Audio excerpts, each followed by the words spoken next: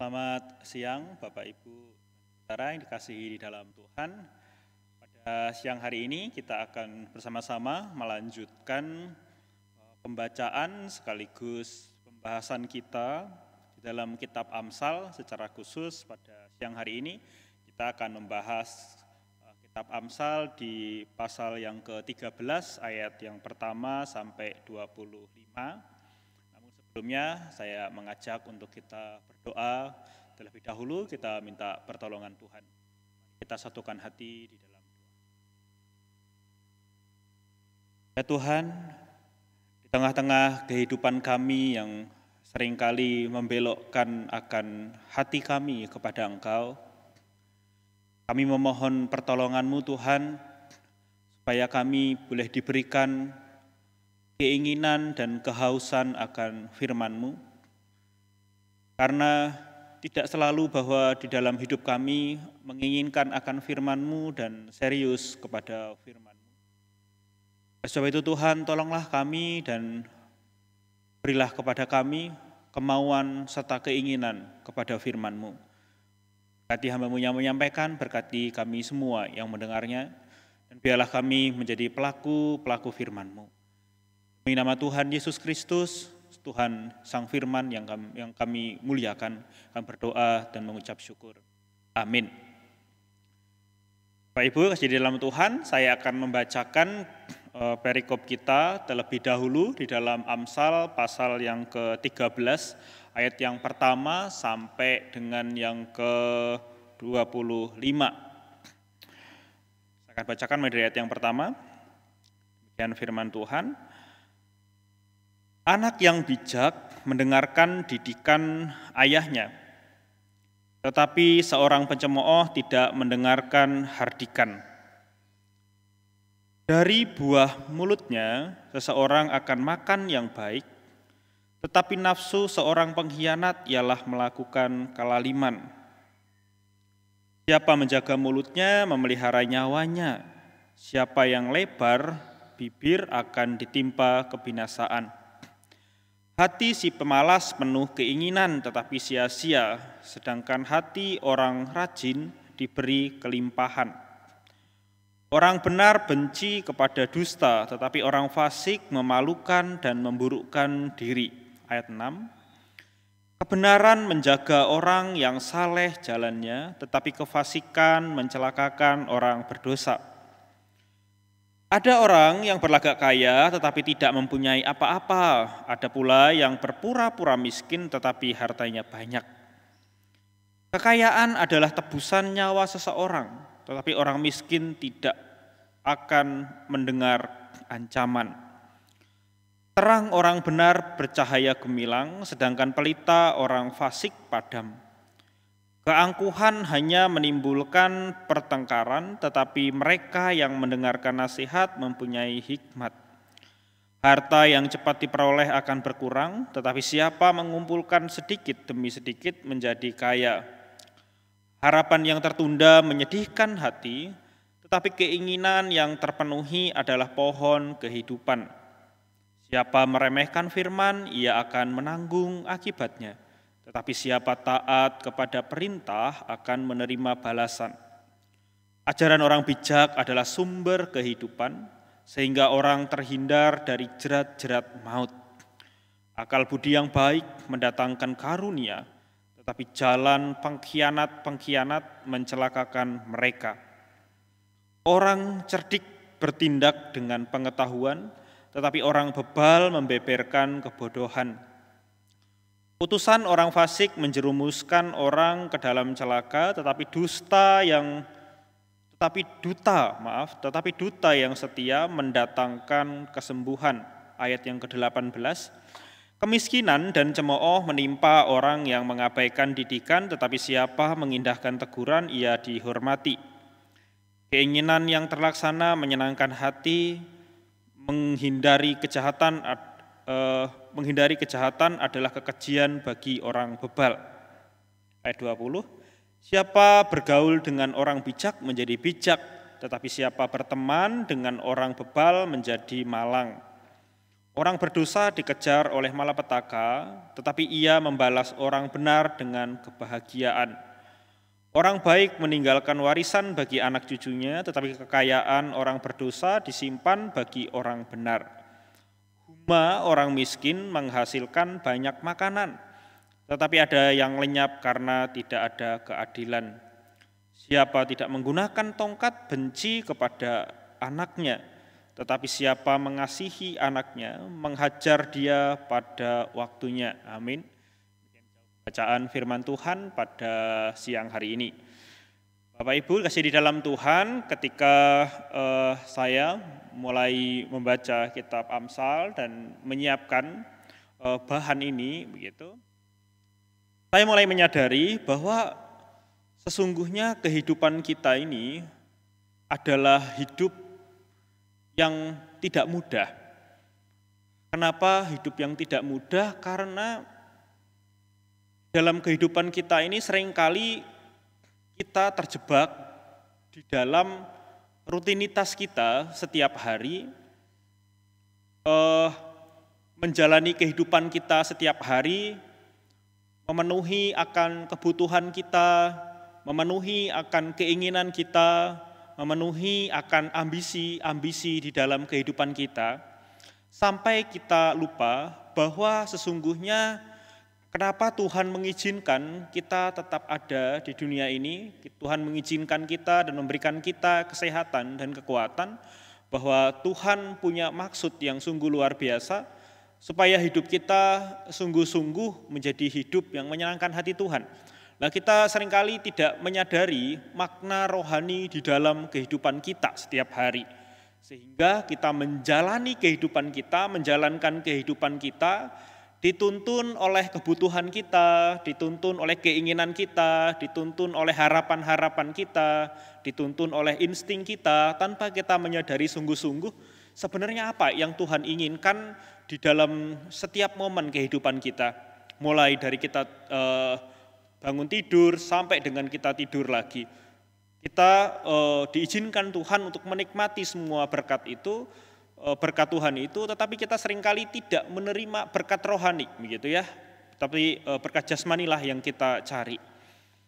Padahal Bapak Ibu, kalau kita mau melihat dengan sungguh-sungguh, sebenarnya Tuhan itu menyediakan berkat-berkat rohani di dalam hidup kita. Tuhan itu menyediakan anugerah demi anugerah di dalam kehidupan kita. Tetapi seringkali di tengah waktu yang kita habiskan ini, kita habiskan untuk memenuhi akan diri kita sendiri, tanpa kita menangkap sebenarnya apa yang Tuhan itu inginkan supaya kita boleh melakukan di dalam kehidupan kita, sehingga kita bisa menangkap makna-makna rohani itu yang Tuhan berikan dalam kehidupan kita. Tetapi sayangnya seringkali di dalam kehidupan kita ini, kehidupan kita lebih banyak dituntun oleh keinginan kita, oleh kebutuhan kita, oleh segenap ambisi kita. Ada keluarga, ada pekerjaan, tentu semuanya itu tidaklah salah dan kita harus merawat keluarga, kita menjaga keluarga, bertanggung jawab untuk keluarga dan pekerjaan. Tetapi kita tidak menangkap, begitu ya, kita kesulitan menangkap apa sebenarnya maksud Tuhan di tengah-tengah kehidupan kita ini, di tengah-tengah keluarga ataupun pekerjaan yang boleh kita lakukan. Oleh sebab itu firman Tuhan itu sungguh-sungguh ketika kita take it seriously, kita mencoba serius kepada firman Tuhan itu akan menolong kita, mengarahkan kita bahwa perjuangan kita ini tidak hanya perjuangan dengan rutinitas, perjuangan untuk memenuhi kebutuhan kita, tapi adalah perjuangan rohani Bapak Ibu. Tetapi ini adalah perjuangan yang sungguh-sungguh rohani, adalah perjuangan yang disebut dengan peperangan rohani, dan di sanalah kita dibentuk, di sanalah kita diarahkan. Nah, di dalam peperangan rohani itu kita membutuhkan yang namanya firman Tuhan sebagai pedang roh. Firman Tuhan itulah yang akan mengarahkan kita, firman Tuhan itu yang akan menolong kita, sebagaimana tema kita, firman-Mu pelita bagi jalanku. Maka ketika kita take it seriously, kita mau serius benar-benar dengan firman Tuhan, maka firman Tuhan itu sungguh-sungguh menjadi penerang dalam kehidupan kita. Tapi kalau kita tidak mau serius, maka kita juga tidak akan pernah mengambil perlengkapan rohani itu dan menerangi kehidupan kita. Oleh sebab itu, di tengah kehidupan kita yang penuh dengan keinginan dan kebutuhan itu, saya mengajak Bapak Ibu untuk serius menggumulkan firman Tuhan, supaya kita menjalani kehidupan kita dengan cara yang berbeda, dengan cara-cara yang rohani. Menjalankan kehidupan kita yang jasmani dengan cara yang rohani. Ada pergumulan dengan Tuhan, ada pertumbuhan bersama dengan Tuhan. Mari kita melihat satu persatu di dalam perikop kita pada siang hari ini. Di dalam Amsal pasal yang ke-13. Mari kita melihat firman Tuhan ini dan menjadikan terang di dalam kehidupan kita setiap hari. Firman Tuhan di sana dikatakan, anak yang baik mendengarkan didikan ayahnya, tetapi seorang pencemooh tidak mendengarkan hardikan. Bapak Ibu yang di dalam Tuhan, firman Tuhan ini mau menerangkan kepada kita bahwa anak yang bijak adalah seorang anak yang memiliki kesadaran yang baik, begitu. Seorang anak yang bijak, dikatakan anak yang bijak itu mendengarkan didikan ayahnya. Maka Bapak Ibu, anak itu begitu ya, seorang anak bertumbuh di tengah satu keluarga, bertumbuh di tengah keluarga yang berbeda-beda, bahwa sebenarnya menurut penelitian Bapak Ibu, anak-anak ini bertumbuh mengikuti gaya orang tuanya. Mengikuti cara orang tuanya, mulai dari bagaimana berkata-kata, bagaimana menyelesaikan masalah, begitu. Jadi anak ini adalah pengamat yang handal sehingga mereka mengikuti orang tuanya.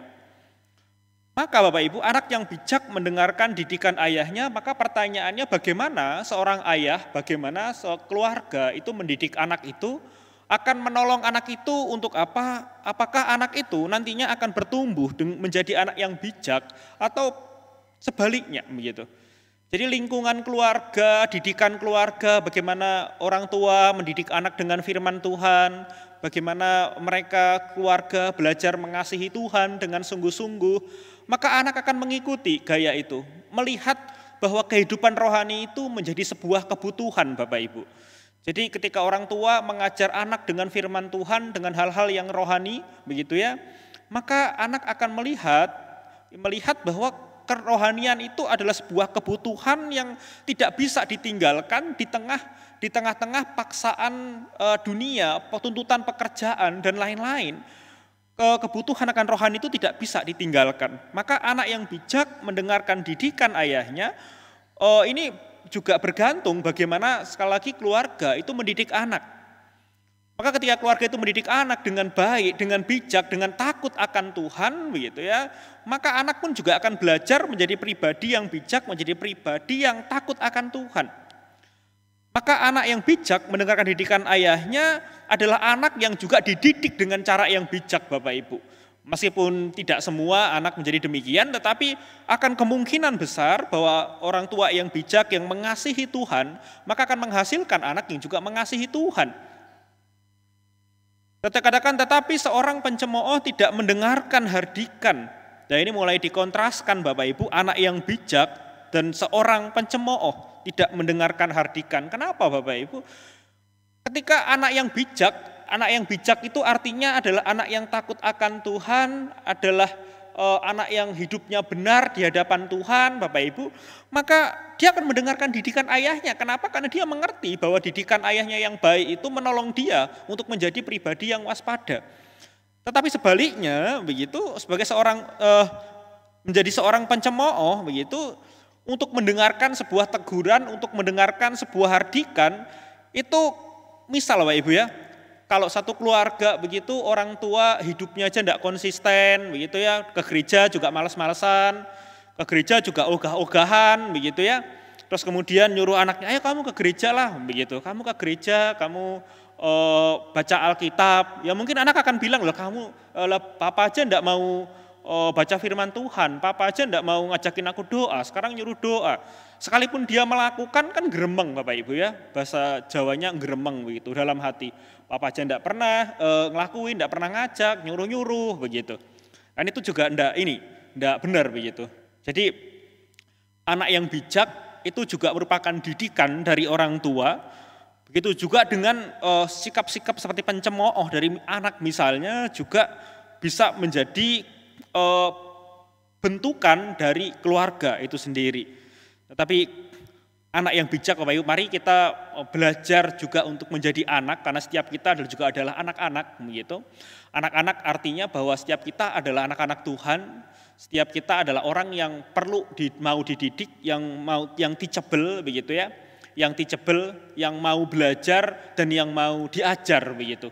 Tidak hanya belajar tapi juga mau diajar. Sekalipun kadang-kadang diajar dan belajar itu tidak pernah menyenangkan. Maka Bapak Ibu, di dalam kehidupan kita di sehari-hari ada banyak kesulitan, ada banyak problematika, ada banyak persoalan. Maka semakin kita banyak persoalan, maka kita perlu semakin banyak belajar, gitu ya. Ini kan kita bisa bilang kalau semakin banyak kesulitannya, tapi kalau kita semakin banyak belajar dengan firman, maka kesulitan itu akan tertolong begitu. Bagaimana kita menyelesaikannya di hadapan Tuhan. Bukan hanya menyelesaikannya secara kasat mata kita, tetapi juga secara rohani ketika kita belajar firman Tuhan lebih matang untuk kita menyelesaikan masalah-masalah yang jasmani Bapak Ibu. Sehingga itu sangat-sangat menolong sekali. Yang kedua Bapak Ibu, ayat 2 dikatakan dari buah mulutnya seseorang akan makan yang baik, tetapi nafsu orang pengkhianat ialah melakukan kelaliman. Dari buah mulutnya seseorang akan makan yang baik. Artinya apa Bapak Ibu? Ketika seseorang itu dikatakan di dalam firman Tuhan, di dalam Injil Bapak Ibu ya, orang yang baik mengeluarkan dari perbendaharaannya yang baik begitu. Orang yang baik mengeluarkan dari pembendaharaannya yang baik dan sebaliknya. Maka dari buah mulutnya seseorang akan makan apa yang baik, maka sesuatu yang baik akan datang dengan cara yang baik Bapak Ibu. Sekalipun bahwa kadang-kadang apa yang baik tidak selalu datang lebih cepat atau datang seperti yang kita harapkan, tetapi kita percaya kepada janji Tuhan Bapak Ibu, dari apa yang baik yang kita keluarkan gitu ya, yang kita keluarkan dari mulut kita juga akan mendatangkan yang namanya kebaikan. Karena itu muncul dari hati yang diubahkan oleh Tuhan. Di sana tadi dikatakan di bagian atasnya, anak yang bijak mendengarkan didikan. Maka didikan itu, didikan firman Tuhan, di dalam 2 Timotius 16, firman itu mengajar, mendidik, memperbaiki kelakuan Bapak Ibu. Firman itulah yang benar-benar mendidik kita kalau sampai kita benar-benar merasa begitu ya. Sampai kita benar-benar merasa dididik Tuhan, maka Bapak Ibu kita akan melihat dari mulut kita gitu ya, itu akan mengeluarkan apa yang baik. Dan kita bisa melihat bagaimana sih reaksi orang dan apa sih yang terjadi dalam hidup kita kalau sampai kita benar-benar merasakan dididik oleh firman Tuhan. Tetapi dikatakan, tetapi nafsu seorang pengkhianat ialah melakukan kelaliman Bapak Ibu. Jadi kalau dibilang nafsu berarti artinya keinginan, rancangan, dan kelakuan Bapak Ibu. Dikatakan tetapi nafsu seorang pengkhianat, yang namanya pengkhianat Bapak Ibu ya, orang yang serong hatinya, orang yang tidak setia begitu, orang yang tidak setia, yang tidak mau dikatakan di dalam bahasa Inggrisnya unfaithful begitu ya, yang tidak setia. Tetapi orang yang tidak setia itu akan justru menghasilkan kelaliman Bapak Ibu, pengkhianat yang tidak setia. Jadi orang yang setia itu akan mendapatkan hasilnya, begitupun juga dengan orang yang tidak setia begitu, tidak setia, yang tidak menjaga bagaimana mulutnya, yang tidak menjaga bagaimana keinginannya, yang tidak setia dengan keinginan dan rancangan kelakuannya, itu tidak setia, artinya bahwa tidak takut akan Tuhan, tidak mau hidup dengan benar Bapak Ibu, maka semuanya itu akan mendatangkan yang namanya kelaliman, mendatangkan yang namanya dosa Bapak Ibu. Di ayat yang ketiga dikatakan begini, ini menarik Bapak Ibu ya, siapa menjaga mulutnya memelihara nyawanya. Jadi ayat 1, 2, 3 ini masih ngomongin tentang mulut, perkataan, terus menerus ya. Siapa menjaga mulutnya memelihara nyawanya, siapa yang lebar bibir akan ditimpa kebinasaan. Wah ini ngeri Bapak Ibu ya, menjaga bibir, menjaga jiwa. Makanya yang perlu dilakukan adalah di ayat 3 ini, siapa menjaga mulutnya, memelihara nyawanya. Artinya apa Bapak Ibu? Artinya kita perlu hati-hati begitu. Hati-hati dengan mulut kita, karena mulut kita ini gampang sekali terucap. Gampang sekali terucap. Bahkan saya sendiri sungguh-sungguh berusaha dan sulit sekali untuk menjaga yang namanya mulut ini, begitu ya. Ini sulit sekali. Kita perlu berhati-hati, berpikir 2 kali untuk berkata sekali. Berpikir 2 kali untuk berkata sekali, begitu ya. Artinya kita mikirin lebih banyak, gitu, mikir dulu gitu. Kalau saya ngomong begini, hasilnya apa ya? Kalau saya ngomong kepada anak saya perkataan yang begini, atau saya ngomong dengan bawahan saya atau atasan saya atau orang di sekitar saya, kalau saya ngomong begini, kira-kira apa pikiran orang itu tentang saya, begitu. Kita perlu memikirkan akan hal itu, kita perlu berhati-hati, kita perlu menjaga mulut kita, begitu. Kita perlu menjaga mulut kita. Karena kadang-kadang seseorang yang impulsif, Bapak Ibu, impulsif itu lebih cepat ngomong daripada mikir, begitu. Lebih cepat perasaannya, kalau marah langsung cepat ngomong, begitu. Marah langsung ngomong. Salah satu contohnya itu di Alkitab itu Petrus, begitu ya, Rasul Petrus. Jadi cepat sekali ngomong, setelah ngomong baru mikir. Ciri-ciri orang yang impulsif, yang ngomong dulu baru mikirnya belakangan. Maka dikatakan siapa menjaga mulutnya memelihara nyawanya, Bapak Ibu. Di dalam bagian Amsal yang lain dikatakan hidup dan mati dikuasai lidah, siapa suka menggemakannya akan memakan buahnya. Kenapa Bapak Ibu? Kan di bagian atas tadi kita juga menjelaskan penjelasan, dari mulut ini muncul dari hati, Bapak Ibu. Dari hati yang panas, hati yang tidak bisa dikendalikan, begitu ya. Tidak ada pengendalian diri, pengennya menyerang, pengennya menyakiti, begitu. Maka dari siapa menjaga mulutnya memelihara nyawanya. Karena dari mulut muncul dari hati. Karena apa yang keluar dari mulut ini bisa membuat orang menyakiti hati orang, bahkan bisa membunuh secara psikologis, begitu. Jadi menyakiti secara psikologis dengan kata-kata kita. Orang bisa jadi rendah hati, orang bisa jadi seorang penjahat mungkin kalau lebih jauh, Bapak Ibu ya. Jadi membuat orang itu menjadi marah dan lain-lain. Tapi makanya kita perlu di ayat ketiga itu siapa menjaga mulutnya memelihara nyawanya. Kalau di zaman dulu Bapak Ibu kalau salah ngomong begitu kan yang ngeri Bapak Ibu ya. Zaman kerajaan atau apa pas posisi ketangkap begitu. Dan sampai salah jaga mulutnya dan tidak benar begitu. Salah ucap lah itu sangat-sangat berbahaya sekali. Siapa yang lebar bibir akan ditimpa kebinasaan. Jadi katakan hidup dan mati itu dikuasai oleh lidah dan siapa suka menggemakannya akan memakan buahnya. Sudah tentu Bapak Ibu kita sudah melihat ada banyak kisah nyata Bapak Ibu. Sudah banyak yang hancur hidupnya karena perkataannya. Karena perkataan itu didengar oleh banyak orang apalagi zaman sekarang begitu ya. Yang menggunakan dunia internet, perkataan kita itu terekam dan tidak bisa hilang-hilang begitu. Sehingga ada di mana-mana.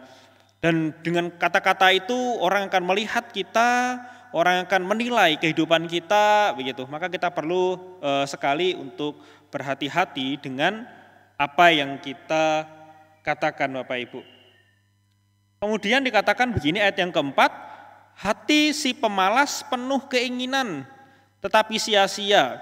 Sedangkan hati orang rajin diberi kelimpahan. Ayat yang keempat Bapak Ibu.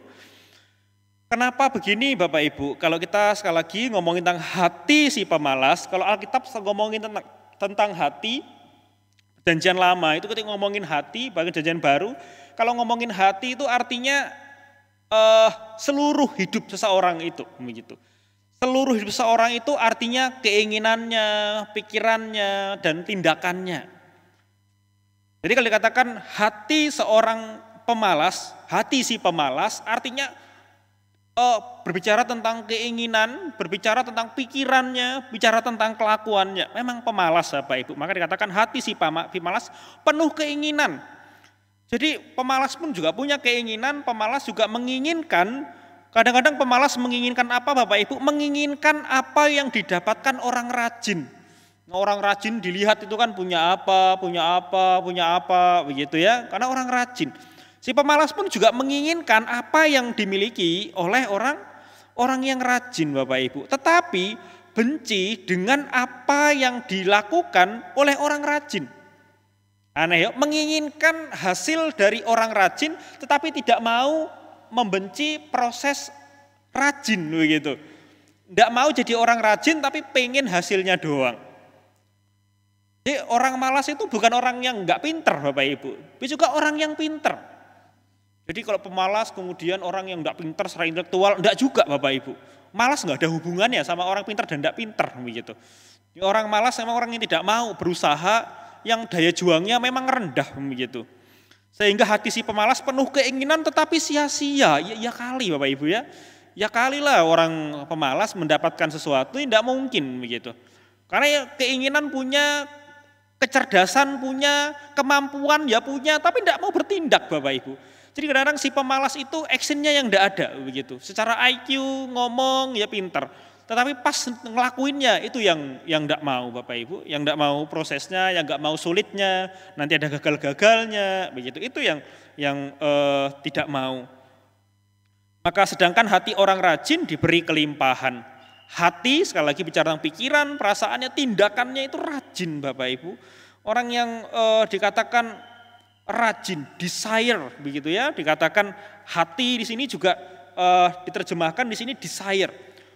Desire artinya keinginan begitu, punya keinginan yang besar Bapak Ibu. Keinginan dari si orang yang rajin itu besar sekali begitu ya. Keinginannya itu benar, keinginannya itu baik begitu. Jadi orang yang serius, orang yang hati-hati, orang yang menjaga dirinya, maka dikatakan bahwa orang yang demikian itu diberi kelimpahan. Ayat yang kelima Bapak Ibu, orang benar benci kepada dusta, tetapi orang fasik memalukan dan memburukan diri. Bapak Ibu, 1-4 tadi kita lihat mirip-mirip ya, setiap bagiannya itu mirip-mirip. Kemudian yang kelima ini membicarakan sesuatu yang sedikit agak berbeda, tetapi di dalam satu kerangka Bapak Ibu. Orang benar benci kepada dusta, tetapi orang fasik memalukan dan memburukan diri. Kenapa Bapak Ibu orang benar itu orang yang takut akan Tuhan, dan orang yang bijak itu membenci dusta. Dusta itu adalah salah satu Bapak Ibu ya. Maka kalau dikatakan iblis itu bapaknya pendusta gitu. Kemudian kebohongan dan lain-lain. Maka salah satu yang menjadi kontras yang benar begitu ya adalah dusta Bapak Ibu. Maka dikatakan bahwa orang yang benar itu benci dengan dusta. Artinya apa? Bahwa orang benar itu benci dengan dosa, dengan segala tipuannya Bapak Ibu. Dosa itu adalah tipuan yang diberikan kepada kita bahwa seolah-olah apa yang kita lakukan itu benar. Seolah-olah apa yang kita lakukan itu baik begitu. Maka kalau kita melihat gitu ya bagaimana si iblis pendusta itu berkata kepada Hawa begitu, bukankah kamu disuruh apa gitu ya, disuruh nggak boleh makan ini, nggak boleh gini gitu. Terus kemudian Hawa kejebak dengan dustanya Bapak Ibu. Tapi karena memang iblis pintar sekali begitu ya, maka tema minggu kemarin itu berbicara tentang firman yang adalah pedang roh Bapak Ibu, bicara tentang peperangan rohani melawan iblis begitu ya. Maka orang yang berhikmat, orang yang benar itu mewaspadai dirinya, berhati-hati dengan perkataannya, berhati-hati dengan hatinya Bapak Ibu, berhati-hati dengan pikirannya. Karena seringkali kehidupan kita yang penuh dengan tuntutan, penuh dengan kesulitan ini menuntut kita dan menjauhkan kita dari apa yang namanya benar, dari apa yang namanya Tuhan, dari apa yang namanya serius kepada firman Tuhan. Maka Bapak Ibu, orang yang benar itu membenci dosa dengan segala tipuannya. Seolah-olah dunia ini sudah berjalan begini saja dan baik. Tetapi tidak demikian Bapak Ibu, orang yang takut akan Tuhan adalah orang yang mencari Tuhan, orang yang memikirkan kehidupan kerohaniannya di tengah-tengah tuntutan yang jasmani ini. Orang benar benci kepada dusta, tetapi orang fasik memalukan dan memburukan diri.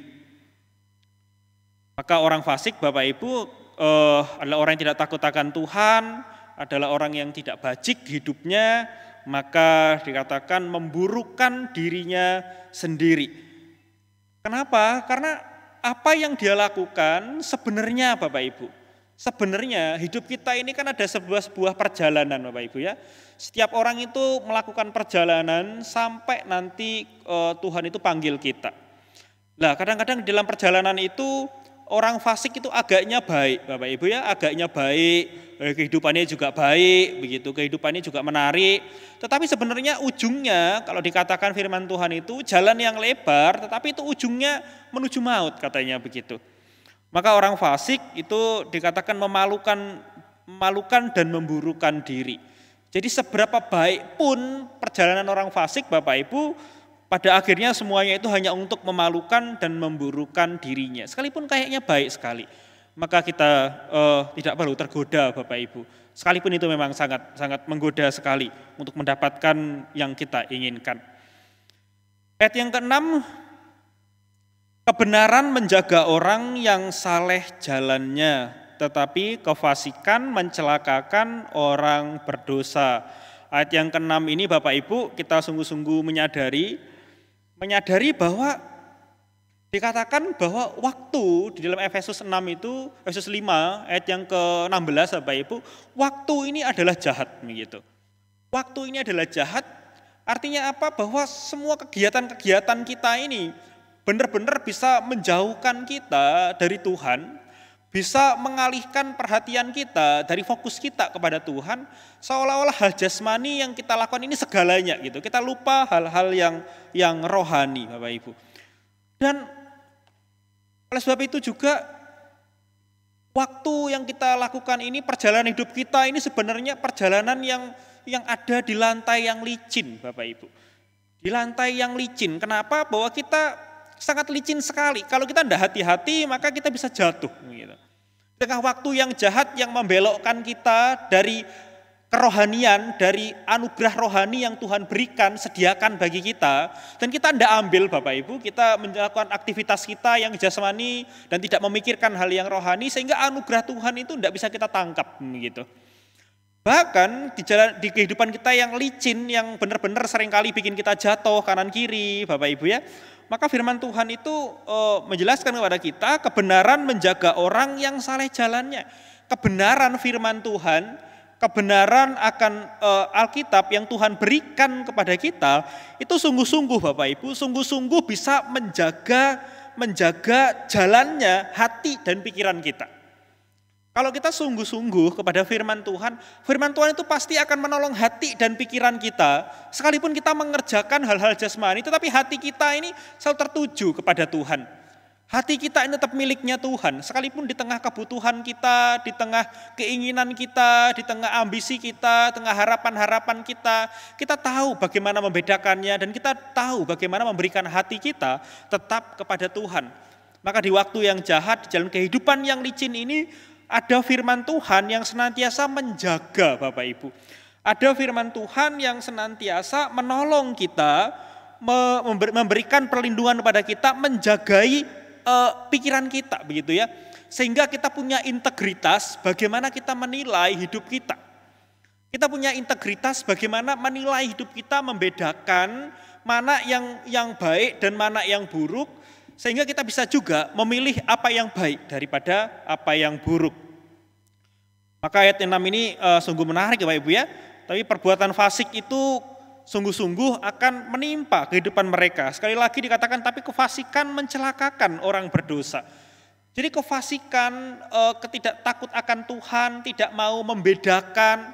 Karena firman Tuhan itu kita belajar sungguh-sungguh, maka kita bisa membedakan mana yang baik daripada yang buruk. Maka ketika kita sungguh-sungguh dengan firman Tuhan, Bapak Ibu, dengan firman Tuhan, maka Tuhan akan menolong kita dari yang namanya kecelakaan dari kefasikan, Bapak Ibu, yang membawa kita kepada dosa. Jadi ada anugerah Tuhan yang memungkinkan kita bisa membedakan, Bapak Ibu. Itu ayat yang ke-7, Bapak Ibu ya. Ayat yang ke-7 dikatakan demikian, ada orang yang berlagak kaya tetapi tidak mempunyai apa-apa, ada pula yang berpura-pura miskin tetapi hartanya banyak. Ini bagian yang cukup unik Bapak Ibu, ayat yang ke-7 dan ayat yang ke-8. Ayat 7 itu bagian yang sangat unik. Kenapa? Karena begini Bapak Ibu. Di minggu lalu begitu saya mencoba menyampaikan bahwa satu budaya itu membedakan antara wajah dan muka begitu ya. Jadi muka itu adalah apa yang pengen dilihat orang terhadap kita. Kan kita pengen ya orang itu pengen dilihat kaya, pengen dilihat sukses, pengen dilihat pinter. Itu namanya muka Bapak Ibu. Tetapi muka dan wajah. Muka itu apa yang pengen dilihat orang, wajah itu adalah aslinya kita. Lah orang itu paling takut terlihat aslinya, maka ditutupi dengan muka yang tebal begitu. Biar kelihatan pinter, kelihatan kaya begitu. Maka orang dikatakan firman Tuhan ada yang berlagak kaya tetapi tidak mempunyai apa-apa begitu. Berlagak kaya tetapi tidak mempunyai apa-apa. Kenapa Bapak Ibu? Kadang-kadang harga diri Bapak Ibu. Semakin seorang punya harga dirinya rendah Bapak Ibu, harga dirinya rendah maka dia akan menuntut bagaimana caranya supaya harga dirinya itu naik. Biar kelihatan kaya, kelihatan pintar, itu karena harga dirinya rendah Bapak Ibu. Kalau harga dirinya tinggi, tidak diperlukan lagi. Orang berkata apa ya tidak terlalu bermasalah Bapak Ibu. Ini bukan hal yang buruk, bukan tentang hal yang buruk ya, tentang hal yang baik begitu. Jadi ada orang berlagak kaya tetapi tidak mempunyai apa-apa. Memang Bapak Ibu ada, tapi juga ada Bapak Ibu, ada orang yang kaya begitu, tetapi hatinya itu miskin Bapak Ibu. Orangnya kaya, gitu. Orangnya kaya, punya, gitu. Orang berpunya.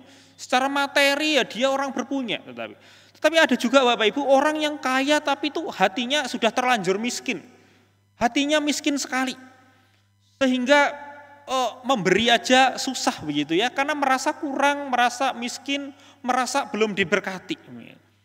Jadi bukan karena seorang itu kadang-kadang tidak kaya secara materi, tetapi hatinya sudah terlanjur miskin Bapak Ibu. Hatinya sudah terlanjur miskin. Jadi kalau pertama tadi saya mengatakan ada orang yang berlagak kaya untuk menutupi mukanya itu setebal-tebalnya begitu ya, sampai dia tidak kenal dirinya sendiri begitu, supaya orang melihat kaya. Tapi ada orang yang kaya tetapi hatinya itu terlanjur miskin begitu. Sehingga memberi kepada orang lain, ya rasanya kok emannya nggak kira-kira, rasanya dia selalu masih butuh Bapak Ibu ya. Karena nggak pernah melihat dirinya sebagai pribadi yang kecukupan, selalu melihat kurang dan kurang, merasa selalu menjadi miskin Bapak Ibu.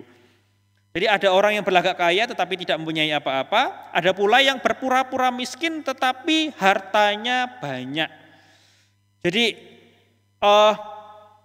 firman Tuhan ini sungguh-sungguh menolong kita Bapak Ibu. Ada pula yang berpura-pura miskin tetapi hartanya banyak. Kita perlu benar-benar sadar benar bahwa seperti apa yang dikatakan di dalam pengkhotbah begitu, di dalam pengkhotbah tentang jebakan dan tipuan di bawah matahari. Apa itu adalah kesia-siaan. Maka pengkhotbah mengatakan penulis yang sama Bapak Ibu ya, itu menjelaskan Bapak Ibu apa yang ada di bawah matahari, semua yang kita kerjakan pada akhirnya itu sia-sia. Artinya apa? Fana Bapak Ibu.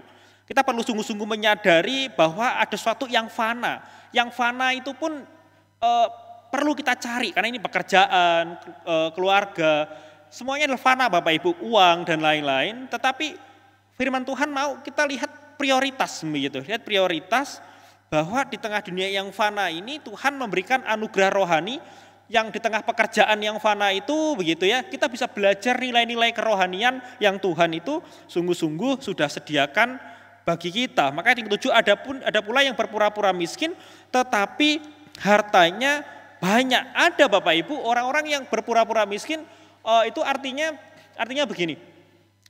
Ada orang yang merasa begitu ya, yang merasa bahwa dirinya itu emang selalu miskin begitu. Dirinya, saya tadi mengatakan di awal, hatinya itu sudah terlanjur miskin. Sudah terlanjur miskin. Ada orang yang sederhana Bapak Ibu padahal memang kaya begitu ya. Ada orang yang memang tampilannya sederhana, enggak terlalu mencolok, tapi dia kaya raya, enggak pamer gitu ya. Tapi dia kaya raya. Nah, tetapi ada orang yang benar-benar hatinya itu sudah miskin, sekalipun dia punya banyak, dia tidak pernah bisa bersyukur. Dia selalu merasa kurang dan kurang. Ayat 8 Bapak Ibu, kekayaan adalah tebusan nyawa seseorang, tetapi orang miskin tidak akan mendengar ancaman. Mengapa demikian Bapak Ibu? Dikatakan kekayaan adalah tebusan nyawa seseorang, karena gini, kalau zaman dulu begitu ya, di zaman dulu atau mungkin di tengah perjalanan seseorang pergi kemana. Kalau orang itu kaya begitu ya, dia akan khawatir dengan bawaannya, dengan uangnya, misalnya saudagar-saudagar, Bapak Ibu ya. Dan biasanya ada perampok di jalan, kemudian ngancem begitu, kalau kamu tidak serahkan hartamu, maka kamu tak bunuh begitu ya. Maka mau tidak mau dia harus menyerahkan semuanya supaya nyawanya itu terselamatkan, Bapak Ibu. Tetapi orang yang miskin tidak akan mendengar ancaman. Orang tidak dikatakan bahwa juga tidak terlalu mikirin begitu. Tidak terlalu khawatir karena memang hartanya yang dibawa juga enggak banyak. Yang dibawa itu enggak banyak, Bapak Ibu. Jadi juga tidak terlalu takut begitu. Tetapi Bapak Ibu bukan berarti bahwa kalau kita enggak boleh kaya atau hati-hati kalau kita jadi kaya, bukan. Tetapi yang perlu kita lihat adalah satu hal yang penting yang firman Tuhan katakan kepada kita bahwa nyawa itu bukankah lebih penting ketika di dalam Matius begitu ya dikatakan bukankah nyawa itu lebih penting, tubuh itu lebih penting. Artinya apa? Artinya kita perlu menyadari akan kesia-siaan Bapak Ibu, akan kefanaan. Bahwa semua yang kita miliki, semua yang nempel dengan diri kita adalah kesia-siaan, adalah kefanaan. Sehingga kadang-kadang punya duit banyak, sudah ngumpulin begitu ya, terus kemudian untuk membayar nyawa, entah itu untuk berobat, entah itu di zaman dulu untuk menebus nyawanya begitu ya, daripada dibunuh begitu. Tetapi kita melihat itu begitu ya, di dalam kefanaan, dalam kesia-siaan itu kita perlu melihat hal yang lebih prioritas di dalam kehidupan. Dikatakan apakah nyawa itu lebih penting, bukankah tubuh itu lebih penting. Kita benar-benar sadar akan fungsi dan apa yang Tuhan sudah izinkan untuk kita itu boleh nikmati. Untuk kita boleh nikmati. Tapi dikatakan tapi orang yang miskin tidak akan mendengar ancaman karena dia tidak terlalu khawatir Bapak Ibu ya. Sekalipun dia juga tidak diindahkan, tidak terlalu dianggap mungkin di tengah masyarakat begitu. Tapi dia juga enggak terlalu takut kalau hartanya itu hilang begitu, tak kebakaran, tak kecurian begitu. Ya adanya cuma itu begitu. Dia tidak terlalu khawatir. Tapi sekali lagi tidak ada yang salah dengan kekayaan, bahkan firman Tuhan juga berkat menjadi kaya itu sesuatu juga satu berkat Tuhan begitu. Tetapi kalau hidup kita tidak terlalu kaya, kita juga penuh dengan perjuangan, itu juga adalah konteks yang Tuhan berikan kepada kita untuk kita boleh bertumbuh Bapak Ibu. Ayat 9, terang orang benar bercahaya gemilang, sedangkan pelita orang fasik padam. Ayat 9 ini menolong kita bahwa Bapak Ibu kehidupan orang benar itu akan dikatakan bercahaya gemilang. Akan suatu yang nampak Bapak Ibu, suatu yang nampak yang semakin bersinar begitu, semakin kelihatan hasilnya. Jadi kehidupan yang semakin memberikan sukacita dan kebahagiaan rohani Bapak Ibu. Maka dikatakan sedangkan pelita orang fasik itu padam. Jadi pelita orang yang hidupnya benar begitu ya, pelita orang yang hidupnya saleh, pelita yang orang yang hidupnya takut akan Tuhan, mungkin awalnya kecil begitu ya. Awalnya itu kecil tetapi lama-lama makin kelihatan orang ini memang baik. Orang ini emang karena orang lama-lama akan dilihat dari perkataannya di bagian atas tadi Bapak Ibu ya. Bagaimana perilakunya akan dilihat. Dan orang benar itu lama-lama akan semakin kelihatan. Akan semakin nampak. Maka firman Tuhan ketika Tuhan Yesus masih kanak-kanak dikatakan Tuhan Yesus semakin bertumbuh dan semakin dikasihi orang-orang dan dikasihi manusia dan dikasihi Tuhan begitu. Jadi akan semakin nampak Bapak Ibu kehidupan orang benar itu. Tetapi kehidupan orang fasik yang kayaknya gemilang, kayaknya wow begitu, tapi akan segera merosot begitu. Waktu akan membuktikan Bapak Ibu bagaimana apakah orang itu benar dan ataukah orang itu hanya berpura-pura saja, semuanya akan nampak. Bahkan dikatakan bahwa sedangkan pelita orang 9 tadi, sedangkan pelita orang fasik itu padam, terus kemudian terang orang benar itu bercahaya gemilang, itu jelas-jelas menolong kita bahwa sebuah perjalanan yang perlu kita jalani untuk kita terus berpegang pada firman Tuhan dan menjadikan firman Tuhan itu pelita dalam kehidupan kita. Sehingga cahaya, sukacita, perilaku, perkataan itu semakin nyata. Ayat 10 dikatakan, keangkuhan hanya menimbulkan pertengkaran, tetapi mereka yang mendengarkan nasihat mempunyai hikmat. Bapak Ibu, angkuh itu susah banget ngobatinnya, begitu ya. Angkuh itu susah banget ngobatinnya. Saya tidak tahu bagaimana cara mengobati orang yang angkuh itu. Karena orang yang angkuh itu adalah orang yang merasa benar. Dan kalau orang sudah merasa benar, orangnya tidak mau belajar, Bapak Ibu, boro-boro suruh rendah hati, begitu. Nah kadang-kadang orang angkuh itu bisa orang itu pinter, ada orang pinter dan angkuh, begitu ya. Tapi juga ada orang yang tidak pinter dan angkuh, ya juga ada, Bapak Ibu. Jadi ada orang yang angkuh itu pada prinsipnya bukan karena pinter, tidak pinter, tetapi karena kepribadiannya, Bapak Ibu. Karena dirinya, karena kelemahan-kelemahannya itu sehingga dia menjadi pribadi yang angkuh, yang merasa bahwa dirinya itu superior di atas orang lain.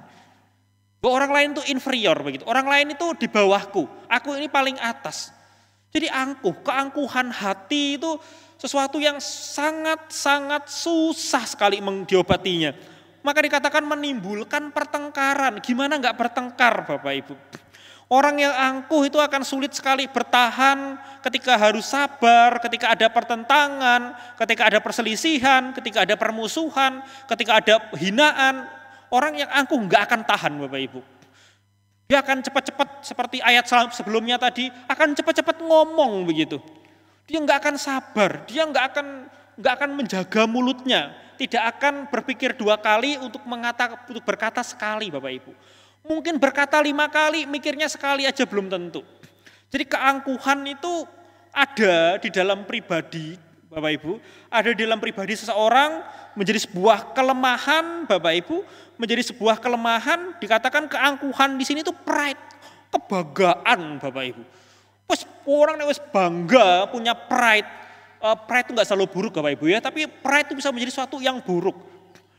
Kebanggaan bisa menjadi orang merasa itu pinter, itu self pride. Banggaan diri yang kadang-kadang merasa wow daripada orang lain. Tetapi di sana dikatakan di ayat yang ke-10 itu, tetapi mereka yang mendengarkan nasihat mempunyai hikmat, Bapak Ibu. Tetapi hikmat itu ditemukan di dalam diri orang yang mau dinasihati. Hikmat itu dapat ditemukan di dalam diri orang yang mau dinasehati. Jadi kalau orang mau dinasehati dan mau belajar, kadang-kadang sekali belajar tidak enak kali Bapak Ibu ya. Belajar itu butuh usaha, belajar itu butuh waktu, butuh konsisten, butuh tenaga begitu. Tetapi dikatakan, tetapi hikmat itu ditemukan dari mereka yang menerima begitu, yang menerima nasihat. Jadi nasihat itu dimiliki begitu ya, dimiliki oleh orang yang, atau hikmat itu dimiliki oleh orang yang menerima. Menerima apa? Menerima yang namanya advice, menerima nasihat. Jadi orang pintar, Bapak Ibu, orang secara IQ pintar belum tentu mau terima nasihat. Maka kalau pintar itu menurut Alkitab belum tentu orang berhikmat, Bapak Ibu. Orang pintar itu belum tentu orang berhikmat secara IQ. Tapi orang berhikmat menurut Alkitab itu justru orang yang tahu dirinya tidak bisa, tahu punya banyak kelemahan dan mau belajar. Terus belajar, itu orang berhikmat. Yang dijelaskan di dalam firman Tuhan. Dikatakan, but wisdom is found in those who take advice. Jadi tetapi hikmat itu ditemukan dari mereka yang menerima, yang mau untuk dinasihati. Ayat 11 Bapak Ibu ya. Jadi sekalipun kita mungkin enggak sejenius orang lain Bapak Ibu, setiap kita adalah orang berhikmat, orang yang takut akan Tuhan. Tatkala kita belajar mendengar teguran firman, belajar mendengar firman Tuhan dan mau terus belajar untuk berubah di hadapan Tuhan. Ayat 11 dikatakan begini, harta yang cepat diperoleh akan berkurang, tetapi siapa mengumpulkan sedikit demi sedikit menjadi kaya. Ayat 11 itu ada terjemahan yang lainnya Bapak Ibu dikatakan dishonest money begitu. uang yang tidak jujur. Uang yang tidak jujur itu akan cepat hilang katanya. Uang yang tidak jujur. Jadi harta yang di sini terjemahan lainnya adalah harta yang tidak jujur itu akan cepat berkurang begitu. Akan cepat habis Bapak Ibu, akan cepat meninggalkan, akan cepat hilang. Jadi harta yang tidak jujur. Sekalipun harta yang tidak jujur mungkin akan diperoleh dengan cepat Bapak Ibu. Jadi dishonest money, harta yang tidak jujur ini dikontraskan dengan apa? Dengan dikit demi sedikit. Jadi dishonest money ini yang dimaksudkan adalah diperoleh dengan cara yang tidak benar. Diperoleh dengan cara yang tidak baik. Diperoleh dengan cara yang tidak jujur, entah modelnya korupsi, entah apa Bapak Ibu ya, entah curang dan lain-lain. Maka dikatakan dishonest money itu akan cepat hilang, akan cepat habis. Tetapi Bapak Ibu, dikatakan di sana dikatakan siapa yang mengumpulkan uang little by little, sedikit demi sedikit membuatnya semakin banyak. Dikatakan make it grow, dikatakan bertambah besar, bertambah banyak, sedikit demi sedikit lama-lama bertambah banyak. Jadi firman Tuhan ini mau ngajar kita apa sih? Mau mengajar tentang proses Bapak Ibu. Supaya kita tidak tergoda dengan proses yang cepat, proses yang beberapa waktu lalu ramai banget Bapak Ibu ya di media sosial begitu. Proses yang pengennya cepat begitu, ini paling cepat nih. Kalau mau cepat harus ikutin ini nih saham dan temannya trading dan lain-lain Bapak Ibu ya. Begitu ramai sekali. Jadi sini dikatakan dishonest money itu akan cepat hilang, tetapi yang mengumpulkan uang sedikit itu lama-lama menjadi banyak gitu, menjadi kaya kalau di sini diterjemahkan Bapak Ibu ya, menjadi kaya. Jadi Alkitab mau mengajak kita untuk melihat kehidupan kita ini tidak ada yang instan. Alkitab mengajar kita bahwa semuanya butuh proses dan di tengah proses itu kita belajar taat, di tengah proses itu kita belajar bertumbuh, kita belajar takut akan Tuhan, kita butuh wisdom begitu ya. Di tengah kita untuk mencapainya. Jadi Alkitab mengajar kita sebuah proses yang tidak mudah, tetapi proses ini, sebuah perjalanan ini pada akhirnya Bapak Ibu, sekalipun proses ini tidak akan menjadi mudah, tetapi pada akhirnya bahwa kehidupan kita ini memiliki akhir yang baik. Maka orang yang baik menerima apa yang baik Bapak Ibu, dikatakan tadi, sedangkan orang yang fasik itu pada akhirnya jalannya menuju kepada maut. Ayat 12 Bapak Ibu, ayat 12 dikatakan begini, harapan yang tertunda menyedihkan hati, tetapi keinginan yang terpenuhi adalah pohon kehidupan. Ayat 12 Bapak Ibu ya. Tentu ini membuat kita tidak mudah untuk bisa mengerti Bapak Ibu. Tapi begini, harapan yang tinggi, harapan yang kadang-kadang kita berharap kepada diri kita sendiri dan kita berharap kepada orang lain Bapak Ibu untuk memenuhi semua ekspektasi kita. Firman Tuhan menerangkan kepada kita jangan berharap kepada diri sendiri dan kepada orang lain. Artinya apa? Jangan menyandarkan harapanmu seolah-olah kita memberikan semua emosi kita, semua pikiran kita ke sana Bapak Ibu. Jadi firman Tuhan menolong kita mengingatkan bahwa pikiran kita begitu itu perlu memikirkan sesuatu yang lebih daripada itu. Jadi kalau harapan itu tertunda menyedihkan hati. Firman Tuhan menolong kita bahwa harapan yang tidak jadi Bapak Ibu, harapan yang tidak terlaksana, harapan yang tertunda. Ketika kita berharap kepada diri sendiri, kepada kemampuan kita, kepada orang lain, maka firman Tuhan, mari kita berharap kepada Tuhan. Maka firman Tuhan mengatakan, terkutuklah orang yang berharap kepada manusia. Tetapi diberkatilah orang yang takut akan Tuhan. Tentu di tengah pekerjaan kita mengharapkan orang lain, kita mengharapkan pekerjaan kita akan jadi baik Bapak Ibu. Tetapi saya mengajak Bapak Ibu, lebih daripada itu, mari kita berharap kepada Tuhan. Bahwa semuanya akan mungkin bisa terjadi sebaliknya. Tetapi ketika kita menyiapkan diri secara rohani, kita tahu bahwa ketika harapan itu tertunda dan tidak jadi Bapak Ibu, itu tidak akan menghancurkan kita. Jika kita menyiapkan diri kita dengan baik, dengan hal-hal yang kerohanian. Tetapi Bapak Ibu, hal-hal yang rohani itu selalu Tuhan berikan kepada kita untuk kita bisa mengatasi pergumulan kita.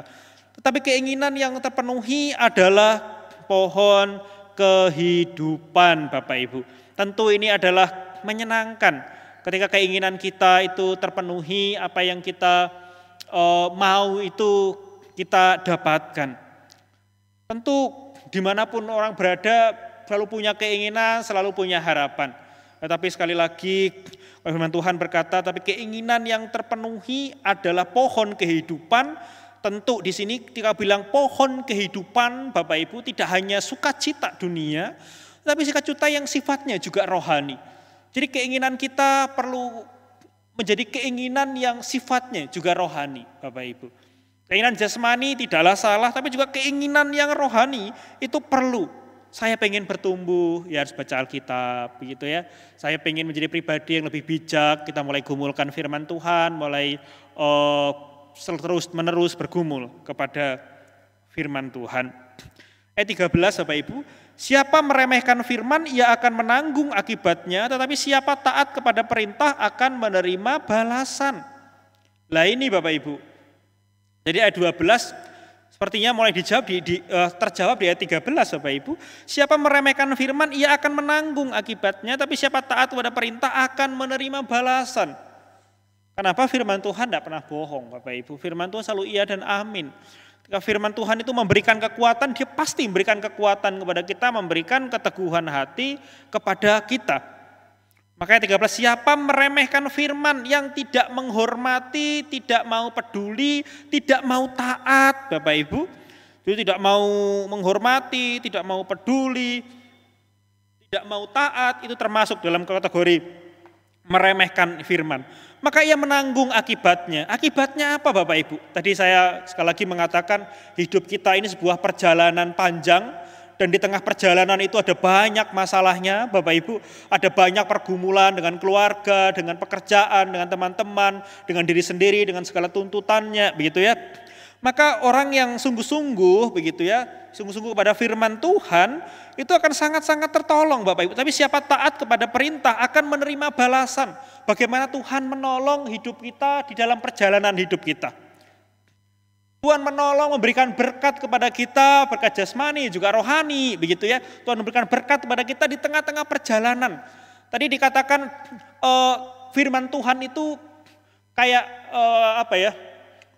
kayak perlindungan yang melindungi kita, begitu ya. Melindungi kita dari mana? Di perjalanan hidup kita ini. Kita butuh dilindungi. Maka firman Tuhan, pelita bagi kakiku. Itu satu bagian yang lain mengatakan firman Tuhan itu melindungi kita.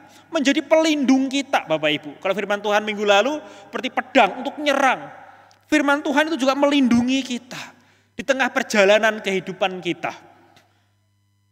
Maka siapa meremehkan firman, ia akan menanggung akibatnya.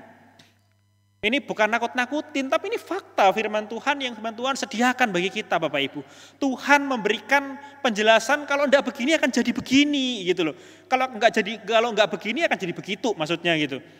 Jadi kita perlu sungguh-sungguh dengan firman Tuhan. Kenapa? Karena di sanalah kita dilindungi, di sanalah kita dijaga, diberikan kemampuan untuk membedakan mana yang baik dan yang buruk. Maka firman Tuhan mengatakan siapa yang taat, begitu, siapa yang taat, yang respect. Jadi dikatakan respect comment, begitu, artinya bahwa menghargai, yang sungguh-sungguh menghormati, menghargai perintah. Artinya bukan hanya taat, menghargai, menghormati, yang ngelakuin, begitu Bapak Ibu ya, yang ngelakuin, yang berusaha untuk bergumul dengan firman, tentu merekalah yang akan ditolong. Terlatih Bapak Ibu, terlatih menggumulkan firman, maka ketika keluar dari kehidupan kita, maksudnya keluar di tengah pekerjaan dan lain-lain, kita menjadi pribadi yang sebenarnya siap Bapak Ibu. Menjadi pribadi yang siap, yang respect kepada komen itu, yang respect kepada perintah itu akan diberikan reward begitu. Diberikan anugerah oleh Tuhan, diberikan balasan, diberikan kekuatan yang daripada Tuhan Bapak Ibu. Dan ayat yang ke-14 dikatakan begini, ajaran orang bijak adalah sumber kehidupan sehingga orang terhindar dari jerat-jerat maut.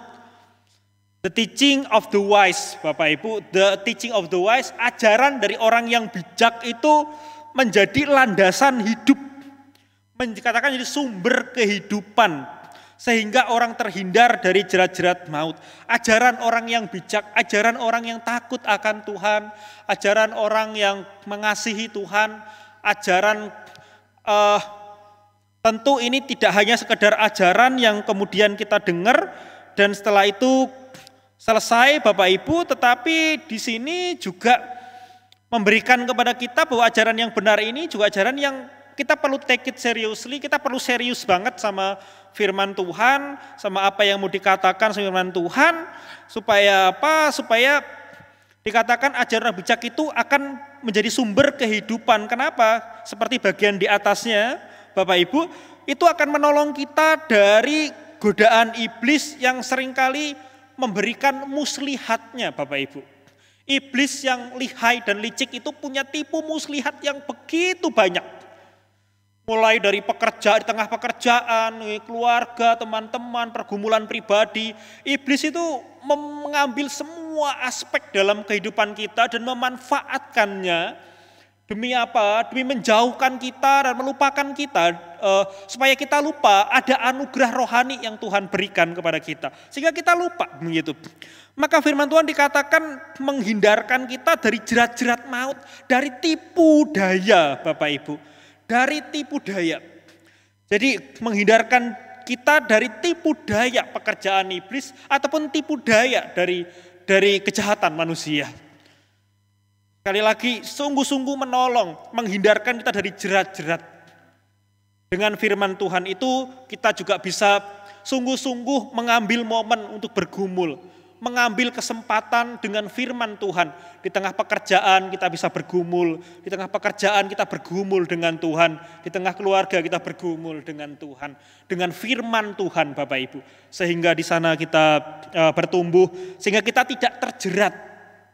Kalau dalam Efesus 5:16 tadi tidak terjerat oleh apa? Oleh waktu yang ada, oleh kegiatan-kegiatan kita yang setiap hari, begitu ya. Kegiatannya tidak salah sekali lagi, tetapi seringkali dimanfaatkan oleh iblis untuk menjauhkan kita dari berkat-berkat rohani yang Tuhan sediakan. Maka dikatakan apa yang tidak pernah kita lihat, tidak pernah kita dengar, itu yang Tuhan sediakan bagi kita. Itu adalah berkat-berkat rohani Bapak Ibu. Berkat-berkat rohani, kita tidak bisa melihat dengan mata kita dan kita dengar. Kita perlu melihatnya dengan firman Tuhan, dengan iman yang Tuhan sediakan bagi kita. Sehingga kita bisa melihat berkat-berkat rohani itu diberikan kepada kita.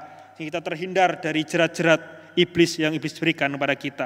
Ayat 15, akal budi yang baik mendatangkan karunia, tetapi jalan pengkhianat mencelakakan mereka. Bapak Ibu, jadi ini menarik begitu ya, akal budi yang baik mendatangkan karunia. Beneran Bapak Ibu, serius. Seperti ayat-ayat atasnya tadi, ketika kita bergumul dengan firman Tuhan, dalam Roma 12 ayat yang kedua di sana dikatakan pembaharuan akal budi begitu ya, pembaharuan. Supaya kita bisa membedakan apa yang baik dan apa yang buruk. Maka firman Tuhan sungguh-sungguh Bapak Ibu memberikan akal budi kepada kita. Dan ketika kita bergumul dengan firman, maka sungguh-sungguh bahwa Tuhan itu mendatangkan karunia berkat-berkat rohani itu diberikan kepada kita, maupun berkat jasmani, maupun sukacita yang besar, Tuhan itu berikan kepada kita.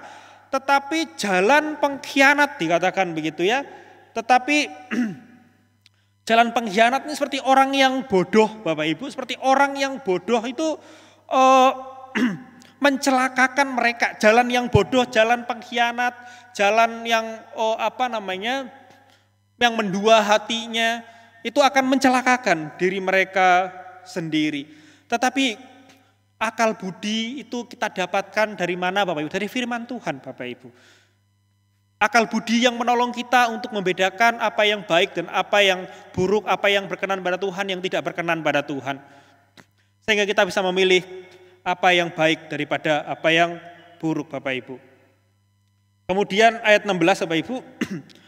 Orang cerdik bertindak dengan pengetahuan, tetapi orang bebal membeberkan kebodohan, Bapak Ibu. Jadi orang yang cerdik, orang yang mikir 2 kali baru ngomong, begitu ya. Ngomong sekali mikirnya 2 kali. Artinya orang yang ngomong itu dipikir dulu, orang yang tindakannya itu digumulkan dulu di hadapan Tuhan, begitu ya. Digumulkan Tuhan ini bukan berarti masuk kamar berdoa dulu ya, enggak Bapak Ibu. Tapi orang yang sering bergumul kepada Tuhan, sering berelasi dengan Tuhan, akan selalu punya kesiapan di dalam dirinya, Bapak Ibu. Selalu punya kesiapan di dalam dirinya.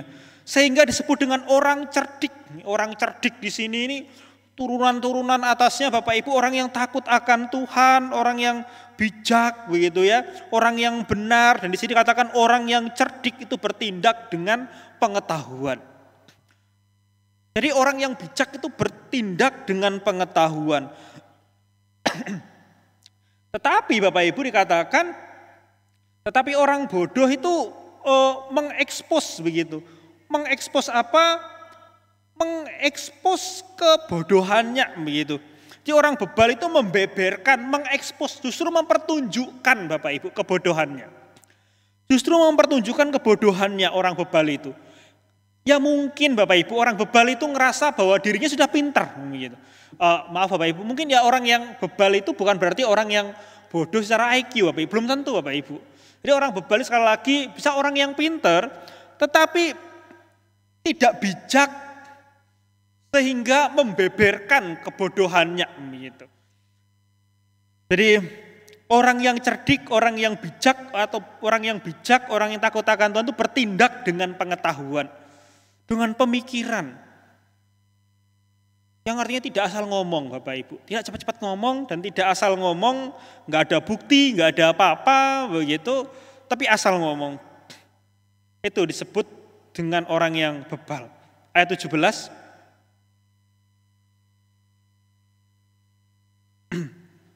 Dikatakan begini, utusan orang fasik menjerumuskan orang ke dalam celaka, tetapi duta yang setia mendatangkan kesembuhan. Ini mirip seperti minggu lalu Bapak Ibu ya. Kebohongan, dusta, kebodohan.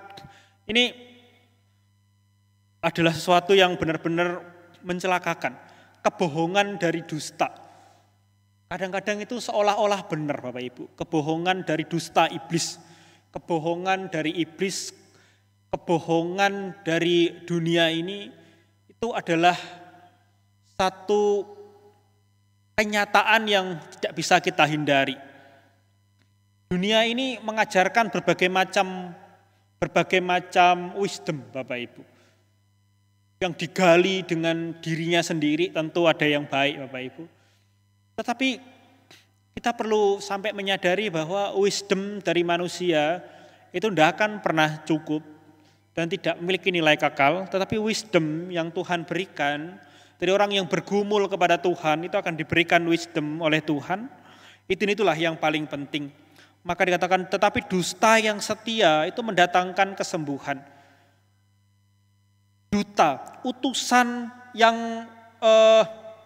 setia Bapak Ibu ya, utusan yang setia, yang trustworthy, yang dapat dipercaya begitu. Yang dapat dipercaya, yang omongannya itu integritasnya itu jelas Bapak Ibu ya, itu brings healing katanya, membawa kesembuhan. Yang trustworthy itu sekalipun kadang beritanya yang mungkin tidak enak, tapi kalau trustworthy Bapak Ibu, berita yang benar itu begitu ya, itu setidaknya menolong kita untuk mengerti kebenaran. Dan mengerti kebenaran kita menjadi mengerti apa yang baik dan apa yang salah. Tetapi utusan orang fasik begitu ya, itu menjerumuskan orang dalam celaka. Karena tidak trustworthy begitu. Karena yang diomongkan bukan karena dia takut akan Tuhan, entah itu karena kebutuhannya, entah itu karena ketidaktahuannya, begitu ya. Jadi seperti ayat-ayat di atasnya, jadi orang ini bertindak tanpa pengetahuan, Bapak Ibu ya. Bertindak tanpa pengetahuan, yang tidak mikir dulu, kemudian ngomong, yang tidak cerdik dan tidak bijak, tidak berakal budi, tidak membedakan mana yang baik dan mana yang salah, begitu. Jadi ini menjerumuskan orang ke dalam celaka. Jadi orang yang nggak trustworthy begini susah untuk dipercaya, Bapak Ibu ya, bahkan tidak bisa dipercaya. Tapi orang yang tidak bisa orang yang bisa dipercaya itu senang, Bapak Ibu, kalau ngomong, Bapak Ibu ya. Kalau ngomong itu enak, begitu. Kalau ngomong itu enak dan kalau ngomong itu nyenengin gitu. Sekalipun ya mungkin diomongin nggak nyenengin, tapi nyenengin aja begitu. Karena kalau dia ngomong itu berarti benar, nyatanya begitu. Namanya orang trustworthy, Bapak Ibu. Ayat 18, kemiskinan dan cemooh menimpa orang yang mengabaikan didikan, tetapi siapa mengindahkan teguran, Bapak Ibu, ia dihormati. Kemiskinan dan cemooh menimpa orang yang mengabaikan didikan. Pasti Bapak Ibu, pasti. Maka firman Tuhan itu di hukum yang keempat, Bapak Ibu ya. Hormatilah, yang kelima begitu ya. Hormatilah orang tuamu begitu ya. Hormatilah orang tuamu. Artinya apa? Menghormati di sana ada didikan begitu. Kita dididik, kita dinasehati begitu, maka hormatilah ayahmu dan ibumu. Maka itu hukum yang kelima itu adalah kalimat berkat yang pertama yang Tuhan ucapkan di dalam 10 hukum itu, Bapak Ibu. Siapa yang menghormati orang tuanya akan diberkati A, B, C, D, E sampai Z, Bapak Ibu ya. Jadi maka di sini dikatakan kemiskinan dan cemooh menimpa orang yang mengabaikan didikan. Karena tidak mau belajar, Bapak Ibu, karena tidak mau belajar, tidak mau dididik. Kalau anak-anak tentu orang tua mendidik anaknya, Bapak Ibu ya. Tetapi kemiskinan dan cemooh menimpa orang yang mengabaikan didikan. Karena orangnya dikatakan orang yang angkuh, Bapak Ibu. Di bagian ayat tadi di sebelumnya mengatakan orang yang angkuh. Dan orang yang angkuh ini adalah orang yang benar-benar tidak mau menerima didikan. Bahkan kadang-kadang Bapak Ibu, didikan itu dianggap sebagai ancaman begitu. Didikan itu sebagai serangan, sebagai ancaman, sebagai sesuatu yang harus dilawan begitu. Nah maka orang yang nggak mau belajar begini, orang yang nggak mau serius, nggak mau coba koreksi diri sendiri begitu ya. Jadi orang yang angkuh itu memang tidak ada obatnya, Bapak Ibu. Tidak ada obatnya, obat apapun yang tidak bisa begitu ya. Tapi Bapak Ibu, itu bisa ditolong. Maksudnya bisa ditolong begini. Setiap kita perlu koreksi diri begitu. Koreksi diri. Sungguh-sungguh kita koreksi diri kita, mencerna pelan-pelan didikan orang itu apakah saya ini salah begitu. Jangan-jangan saya benar-benar salah. Kalau saya salah saya harus belajar. Saya perlu koreksi, oh ya, aku ini orang yang punya banyak kelemahan, orang yang banyak kekurangan. Kok dia ngomong begini ya? Kenapa dia ngomong gitu ya? Oh iya ya, kayaknya aku emang gitulah. Oh ya, aku harus berubah. Nah, kayak gitu Bapak Ibu. Jadi kadang-kadang keangkuhan itu bisa kita atasi begitu ya. Dengan apa? Dengan memeriksa diri kita sendiri, dengan menyadari apa? Bahwa menyadari kita ini bukan orang bijak. Bukan orang yang pinter, bukan orang yang sempurna Bapak Ibu. Yang penuh dengan kelemahan dan harus belajar. Di dalam perjalanan kita perlu banyak belajar kepada firman Tuhan. Tapi siapa mengindahkan teguran, ia dihormati. Iya Bapak Ibu. Orang yang terus belajar akan menjadi tambah pinter, Bapak Ibu ya, akan semakin baik. Tentu dia akan dihormati. Jadi orang yang ditegur itu justru menjadi orang yang nantinya akan dihormati. Yang mau ditegur, yang mau dinasihati justru menjadi orang yang dihormati. Tetapi orang yang tidak mau ditegur dan menganggap teguran itu sebagai permusuhan, justru firman Tuhan itu mengatakan kemiskinan dan cemooh yang datang nantinya akan menimpa dia sendiri, Bapak Ibu. Jadi sebenarnya ditegur, mau belajar itu mendatangkan kehormatan. bukan celaan. Tapi mendatangkan pada akhirnya adalah kehormatan. Ayat 19, keinginan yang terlaksana menyenangkan hati, menghindari kejahatan adalah kekejian bagi orang bebal, Bapak Ibu. Saya lihat di sini, menghindari kejahatan adalah kekejian bagi orang bebal. Seperti ayat atasnya Bapak Ibu, mengabaikan didikan, tetapi siapa mengindahkan teguran, ia dihormati. Di bagian atasnya, kemiskinan dan cemooh menimpa orang yang mengabaikan didikan. Mengabaikan didikan Bapak Ibu. Mengabaikan didikan, menghindari kejahatan adalah kekejian bagi orang bebal. Kenapa Bapak Ibu di ayat atasnya 18 dan 19 ini? Karena angkuh Bapak Ibu. Bagian sebelum ini katakan angkuh. Orang ini angkuh, makanya dia melihat kebaikan begitu ya. Melihat kebaikan, melihat teguran itu sebagai sesuatu yang menakutkan. Maka dikatakan menghindari kejahatan adalah kekejian bagi orang bebal.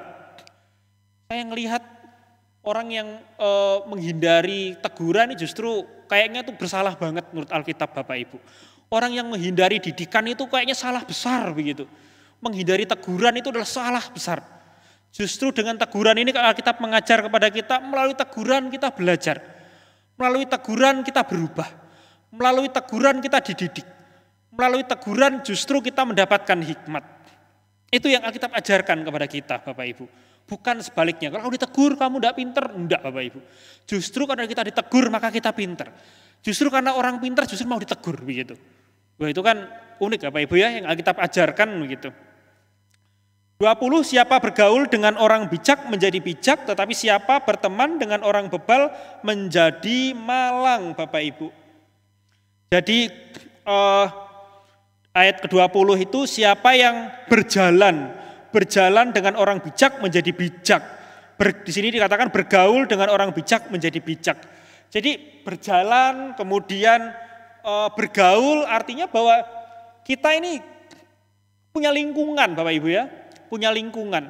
Jadi saya juga punya lingkungan di rumah, di kampung saya begitu. Ada banyak hal yang saya harus juga enak ngomongnya, negatif pergaulannya begitu ya. Maka usia SMA begitu ya, SMP ya, kadang-kadang saya ikut-ikutan dengan pergaulan anak-anak remaja lah begitu. Kemudian SMA karena saya pengen bisa lanjut kuliah dan lain-lain, saya pindah ke kota Bapak Ibu. Karena saya tahu bahwa pergaulan yang itu, saya tidak bisa dengan pergaulan yang demikian. Kenapa Bapak Ibu? Mau tidak mau, kalau di dalam pergaulan yang setiap hari ketemu begitu ya. Karena orang itu pertama bilang enggak apa-apa, enggak gitu. Enggak, lama-lama Bapak Ibu bisa iya Bapak Ibu. Oh bisa iya, kenapa? Enggak apa-apa kok, cuma sedikit begitu. Enggak apa-apa kok, yang lain juga iya begitu. Karena manusia itu pada dasarnya suka mentoleransi begitu. Mentoleransi, ya enggak apa-apa lah begitu. Mentoleransi sekalipun itu tuh jahat begitu, enggak baik, kita suka mentoleransi. Tetapi saya juga menemukan Bapak Ibu ketika saya kuliah begitu, bertemu dengan anak-anak yang juga serius bergumul dengan firman Tuhan, ketemu dengan dosen-dosen yang sungguh-sungguh ngajari detail, ngajarin kepribadian, ngajarin mengenal diri dan lain-lain. Saya mulai merasakan akibatnya yang begitu besar. Maka benar firman Tuhan katakan, siapa bergaul dengan orang bijak menjadi bijak, tetapi siapa berteman dengan orang bebal menjadi malang Bapak Ibu.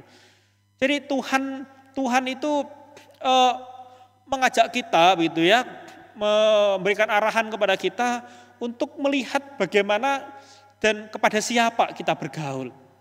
Kita bergaul dengan firman Tuhan, kita bergaul dengan Tuhan, kita bergaul dengan orang-orang yang baik begitu. Sekalipun Bapak Ibu, saya juga menyadari ada pergaulan-pergaulan yang kayaknya buruk begitu ya. Tetapi itu juga bisa menolong kita memahami kehidupan. Bahwa kehidupan itu tidak selalu lurus-lurus dan mulus-mulus. Ada banyak orang yang dalam pergaulan yang buruk yang kita juga bisa belajar. Tetapi saya mengajak untuk kita juga waspada begitu. Kalau kita memang tidak bisa begitu, hati kita gampang condong, ya jangan. Hati kita ini jangan condong untuk sering ikut-ikutan, jangan begitu ya. Tapi kalau memang hati kita ini teguh begitu ya, hati kita ini teguh begitu, ya kita punya teman yang tidak apa-apa begitu. Itu juga baik supaya kita juga belajar Firman Tuhan pun juga mengajar kepada kita, bersahabatlah dengan mamon yang tidak jujur, katanya begitu. Di sana kita bisa belajar apa arti ketidakjujuran dan lain-lain. Ini bukan untuk ikut-ikutan Bapak Ibu ya. Maka siapa bergaul dengan orang bijak, artinya di sini bergaul itu sebenarnya lebih ke memberikan hatinya ke sana Bapak Ibu ya. Memberikan hatinya itu ke sana. Walking with the wise, berjalan dengan orang yang bijak. Begitupun juga ketika berjalan dengan orang yang bodoh Bapak Ibu, yang tidak menghargai Tuhan begitu. Jadi kita perlu sungguh-sungguh bijak di mana Tuhan tempatkan kita. Karena kenapa? Tidak semua lingkungan kita itu orang-orang yang serius sama Tuhan. Tempat pekerjaan kita dan lain-lain, tidak semua lingkungan kita menolong kita untuk bertumbuh begitu. Tetapi melalui peristiwa itu kita bergumul dengan Tuhan juga bisa bertumbuh Bapak Ibu. Sekalipun orang-orang di sekitar kita tidak mengajak kita bertumbuh, tetapi kita bisa bertumbuh dengan belajar, dengan sungguh-sungguh menggumulkannya di hadapan Tuhan. So, dimanapun Bapak Ibu tempatkan, Bapak Ibu perlu dikatakan tadi menjadi terang yang semakin bercahaya begitu. Yang kelihatannya sedikit tapi nampak begitu, semakin nampak. Ayat 21, orang berdosa dikejar oleh malapetaka, tetapi ia membalas orang benar dengan kebahagiaan. Orang berdosa dikejar dengan malapetaka. Sekalipun Bapak Ibu, sekalipun itu kayaknya baik. Di tengah perjalanan ini kayaknya mewah begitu ya. Tapi ujungnya itu dikatakan berujung kepada maut. Maka orang berdosa itu dikejar oleh malapetaka. Entah dia merasa bersalah, entah dia bertobat atau enggak Bapak Ibu ya. Tetapi orang berdosa ini adalah orang yang enggak takut akan Tuhan, adalah orang yang tidak bijak begitu, orang yang tidak cinta kebenaran begitu, akan dikejar dengan malapetaka, sekalipun kayaknya dalam perjalanan hidupnya kayaknya baik, tapi ujungnya adalah malapetaka Bapak Ibu. Tapi ia membalas orang benar dengan kebahagiaan, sekalipun rasanya kayak malang hidup kita, rasanya kok penuh dengan kesulitan, tapi serius dengan bergumul sama Tuhan, kita dilindungi, diberikan kekuatan oleh Tuhan. 22,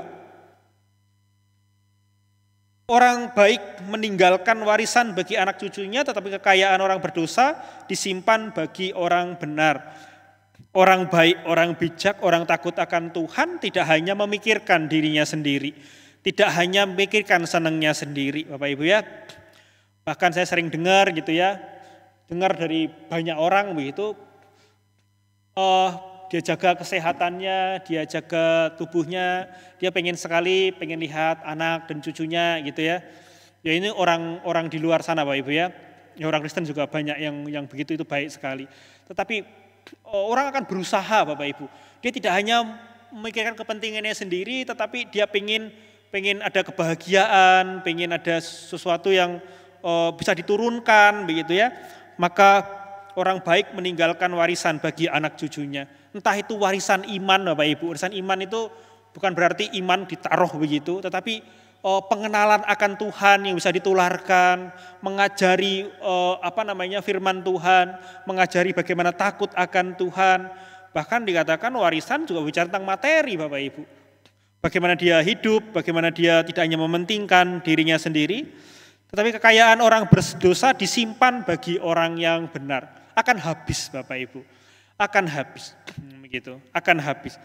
Dan ketika itu tidak akan kekal.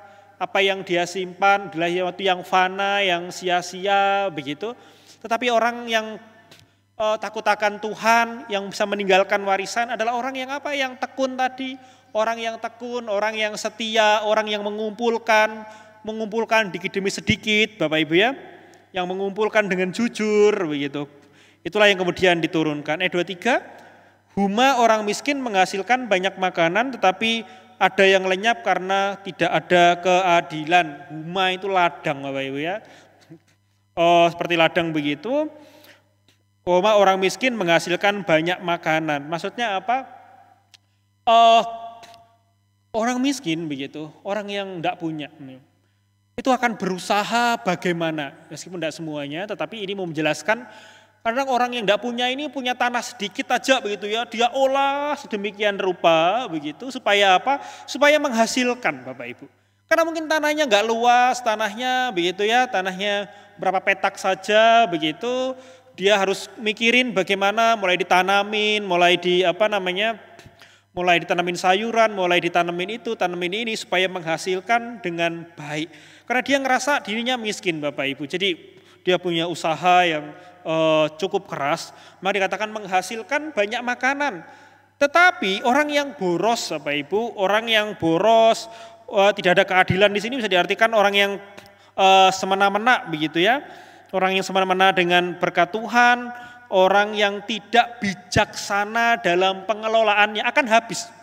Seberapa banyak pun akan habis, akan hilang begitu. Ketika tidak dikelola dengan baik, maka ini mau dikontraskan Bapak Ibu, bahwa kadang-kadang kita tidak menghargai begitu. Tidak menghargai apa yang Tuhan sudah izinkan untuk kita berikan. Kita tidak mensyukuri untuk apa yang sudah Tuhan berikan. Kita mencari nanti kalau sudah dapat lagi baru bersyukur. Kalau dapat lagi baru bersyukur. Jadi kalau kita mau bilang sama kita, apa yang kita sudah ada dalam hidup kita, begitu ya. Kita juga mensyukuri apa yang sudah ada, bukan apa yang belum ada di dalam kehidupan kita. Dan miliki semangat yang besar, semangat yang tinggi begitu ya. Bukan hanya untuk menghasilkan secara materi, tetapi juga hal-hal yang rohani. Dua ayat lagi Bapak Ibu, siapa tidak menggunakan tongkat benci kepada anaknya, tetapi siapa mengasihi anaknya menghajar dia pada waktunya. Seperti kalimat atasnya Bapak Ibu, ini adalah peran orang tua yang sangat-sangat penting sekali. Kadang-kadang orang tua itu tidak mendisiplin anaknya karena kasihan, katanya begitu ya. Kasihan, dulu saya begini, begitu. Sehingga tidak mau mendidik anaknya dengan baik. Saya masih cukup terkaget-kaget Bapak Ibu. Kadang-kadang kalau ibadah begitu di gereja, kalau musim ujian begitu ya, musim ujian itu anak-anak remaja itu tidak pada ibadah Bapak Ibu. Banyak yang nggak datang ibadah. Kenapa? Karena disuruh orang tuanya belajar. Disuruh orang tuanya belajar di rumah Bapak Ibu. Jadi yang ibadah orang tuanya, anak remajanya ndak ibadah. Katanya besok ujian. Jadi mungkin orang tuanya juga takut gagal anaknya Bapak Ibu ya. Tapi Bapak Ibu sebenarnya bahwa orang tua ini tidak mengajar dengan tongkat Bapak Ibu. Justru orang tua ini ngelus-ngelus begitu. Anak yang masih butuh didikan orang tua tadi ya, anak yang bijak mendengarkan didikan orang tuanya. Lah kadang-kadang orang tuanya tidak mendidik dengan baik. Orang tuanya justru mengajak anak untuk enggak takut sama Tuhan begitu. Untuk ibadah hari Minggu yang kadang-kadang cuma 1,5 jam, paling lama 2 jam begitu. Itu pun juga enggak diizinkan. Padahal kita punya waktu itu banyak banget. Di rumah ya enggak cuma belajar, ya ada mainnya juga begitu. Tetapi pas ibadah disuruh belajar di rumah. Jadi tentu itu tidak mendidik anak. Ini dikatakan siapa tidak menggunakan tongkat, artinya tongkat itu kan untuk mukul Bapak Ibu ya. Mendisiplin anaknya, bukan untuk mukulin anaknya dengan tongkat sampai mati Bapak Ibu, tapi untuk mendisiplin anak. Jadi anak itu masih butuh disiplin, diarahkan untuk melihat kehidupan kita ini adalah kehidupan rohani Bapak Ibu. Tidak hanya tentang bekerja, tidak hanya tentang belajar di sekolah, tidak hanya tentang dengan teman-teman, tetapi hidup kita ini adalah tentang Tuhan. Artinya apa? Hidup kita ini di tengah kehidupan kita yang kayak gini, Tuhan tuh memberikan anugerah rohani. Dan dengan firman Tuhan, dengan kebiasaan rohani yang baik, yang digumulkan, kita bisa menangkap hal-hal yang rohani itu. Anak belajar mengerti hal-hal yang rohani. Dari mana? Dari firman Tuhan. Dan juga dari orang tuanya, bagaimana merespon firman. Lah orang tuaku ngajarinnya gini, kan gitu ya. Nah itu orang tua yang tidak mengajari anaknya untuk menjadi bijak Bapak Ibu. Tidak mengajari anak untuk menjadi takut akan Tuhan. Amsal 1 ayat yang ke-7, takut akan Tuhan permulaan pengetahuan. Tetapi orang bodoh menghina hikmat dan didikan. Bukan berarti orang bodoh menghina hikmat dan didikan itu dididik orang tuanya ini harus nurut begitu. Orang tuanya juga harus takut akan Tuhan Bapak Ibu. Orang tua itu juga termasuk anak-anak dalam firman Tuhan. Anak-anak Tuhan yang harus dididik oleh firman Tuhan. Yang harus juga belajar. Dan terakhir Bapak Ibu, orang benar makan sekenyang-kenyangnya tetapi perut orang fasik menderita kekurangan Bapak Ibu. Orang benar bisa makan sekenyang-kenyangnya. Orang bijak, orang yang eh, orang yang sungguh-sungguh sama Tuhan, orang yang pekerja keras, yang sungguh-sungguh mengasihi Tuhan, orang-orang benar, orang benar makan sekenyang-kenyangnya. Artinya selalu ada berkat rohani yang Tuhan berikan, selalu ada anugerah yang Tuhan berikan. Tuhan itu memberikan karunia demi karunia, Bapak Ibu, yang Tuhan itu berikan kepada kita. Sehingga membuat ketika sekalipun Bapak Ibu dunia itu terlalu menggiurkan, tapi kalau hati kita itu adalah miliknya Tuhan, hati kita Tuhan itu hadir, Tuhan itu yang bertahta di dalam hati kita, maka sekalipun dunia luar itu memang terlalu licin, terlalu membuat kita lupa sama Tuhan, gampang sekali begitu ya. Setidak-tidaknya kita ini menjadi pribadi yang aware, yang selalu waspada. Sehingga kerohanian kita ini kita gunakan untuk merespon kehidupan kita. Kehidupan kita ini kita respon dengan kehidupan rohani. Jangan dibalik-balik Bapak Ibu. Kehidupan jasmani untuk merespon kehidupan rohani. Oh iya saya kerja, anak saya besok ujian, nggak usah pergi ke gereja lah. Minggu depan masih ada lagi. Kalau ujiannya 2 minggu ya 3 minggu lagi pergi ke gereja. Tidak bisa Bapak Ibu. Jadi yang jasmani jangan untuk menilai yang rohani. Sebaliknya yang rohani untuk menilai yang jasmani. Itulah cara firman Tuhan untuk menilai. Cara Amsal untuk memberikan penilaian Bapak Ibu. Tidak dibalik-balik. Tapi perut orang fasik menderita kekurangan. Ya, tidak takut akan Tuhan. Yang tidak mau bekerja keras. Yang tadi atas ayat sebelumnya dikatakan pemalas. Yang tidak serius Bapak Ibu. Dia tidak akan menerima berkat Tuhan. Bahkan berkat materi pun juga tidak begitu. Tapi kita perlu menjadi orang yang giat. Bukan hanya di dalam hal yang jasmani, lebih-lebih dalam hal yang rohani. Kalau kerohanian kita matang, kita akan lebih mudah untuk menilai kehidupan yang kita hidupi ini. Kita akan bisa di dalam on the track-nya Tuhan. Kita akan tetap berjalan. Maka Amsal ini adalah bekal perjalanan Bapak Ibu. Amsal adalah bekal hidup kita sehari-hari. Pekerjaan, keluarga, untuk apa? Untuk kita bisa merespon. Bahwa semua itu adalah arena yang Tuhan sediakan untuk kita bertumbuh di hadapan Tuhan. Sehingga kita semakin menikmati anugerah demi anugerah Tuhan. Saya cukup sampai demikian Pak Ibu. Nanti sore kita akan lanjutkan kembali yang akan dilanjutkan oleh Bapak Pendatua Lindra Haryanto. Kiranya Tuhan memberkati kita di dalam perjalanan hidup kita. Dan biarlah hikmat Tuhan menuntun kita, menjagai hidup kita. Dan selalu menjadi pelita dan terang dalam perjalanan hidup kita. Amin. Mari kita berdoa. Terima kasih Tuhan untuk siang hari ini. Kiranya Engkau menolong kami untuk menjadi pelaku-pelaku firman-Mu. Berkati kami dalam kehidupan kami untuk terus merespon, supaya kami sadar kehidupan kami adalah sebuah peperangan rohani yang selalu harus kami belajar untuk menjadi pemenang-pemenang di hadapan Tuhan. Terima kasih Tuhan, terima kasih besertalah dengan kami dalam segala aktivitas kami. Demi nama Tuhan Yesus Kristus, kami berdoa dan mengucap syukur. Haleluya. Amin.